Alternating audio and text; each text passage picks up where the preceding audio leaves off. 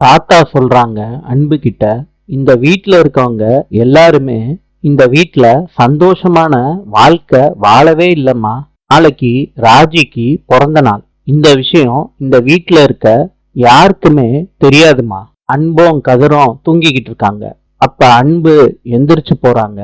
கதிரு அன்பு எந்திரிச்சு போறத பாக்குறாங்க.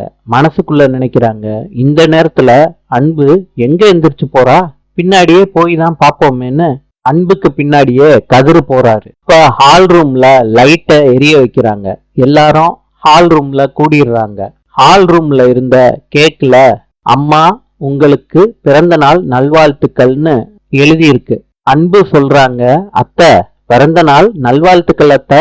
தாத்தா சொல்றாங்க, நேத்தி தூங்க போறதுக்கு முன்னாடி ராஜிக்கு பிறந்த நாள்னு பேச்சுவாக்குல அன்பு கிட்ட சொன்னேன். உடனே அன்பு இதெல்லாம் ரெடி பண்ணிட்டா.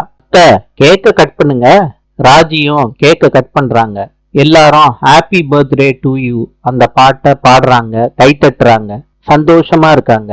எல்லாருக்கும் ராஜி ஊட்டி விடுறாங்க கேக்க.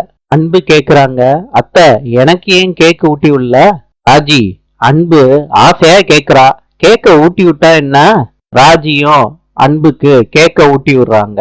தாத்தா இத பாத்துக்கிட்டு மனசுக்குள்ள நினைக்கிறாங்க, சொன்ன மாதிரியே அன்பு நல்ல மருமகளா நடந்துக்க ஆரம்பிச்சிட்டா.